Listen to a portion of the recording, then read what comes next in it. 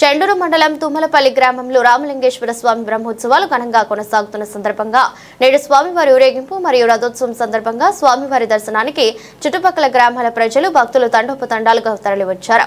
రామలింగేశ్వర స్వామి బ్రహ్మోత్సవాలను అంగరంగ వైభవంగా నిర్వహిస్తామని ఆలయ ఈవో నాగరెడ్డి, చైర్మన్ రమ్య రామలింగారెడ్డి తెలిపారు. కానీ భక్తులకు ఇక్కడ మహిళా పోలీస్ సిబ్బందికి ఎలాంటి సౌకర్యాలు లేవని, బాత్రూమ్స్ లేవని వాపోతున్నారు. గత 4 రోజుల నుండి బాత్రూమ్స్ లేక నానా ఇబ్బంది పడుతున్న మహిళా కానిస్టేబుల్ మరియు మహిళా భక్తులు బాత్రూమ్ పోవాలన్నా మరియు స్నానం చేయాలన్నా ఇబ్బంది పడుతున్నారు. గుడి పక్కన ఉన్న కంప చెట్లకు వెళ్లి బాత్రూమ్ చేసుకోవాల్సి వస్తుందని వాపోతున్నారు. గుడి పక్కన ఉన్నటువంటి స్థానపు నల్లల పక్కన అపరిశుభ్రంగా మరియు చెత్త తిని పడేసిన ఆటలతో నిండిపోయిందని, భక్తులు స్నానాలు చేయాలంటే ఇబ్బంది పడుతున్నారని పట్టించుకునే దేవాలయ శాఖ చైర్మన్ మరియు పాలక మండలి సభ్యులు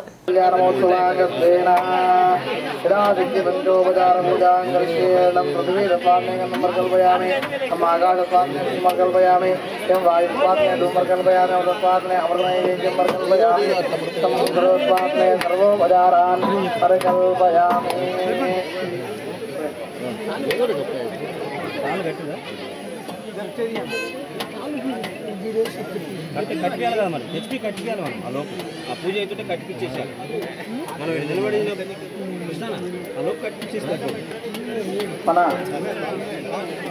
రాజగోపాల్ రెడ్డి గారు భక్తులను ఉద్దేశించి ఒక 2 వాక్యాలు మాట్లాడవలసిందిగా కోరుచున్నారు. జాతరకు విచ్చేసిన భక్తులందరికీ కూడా నా హృదయపూర్వక నమస్కారాలు తెలియజేస్తూ, ఈ రామలింగేశ్వర స్వామి జాతర ఈ చుట్టుపక్కల ప్రాంత ప్రజలందరికీ ఎంతో భక్తితో ప్రతి సంవత్సరం కూడా పెద్ద ఎత్తున జరుపుకుంటారు.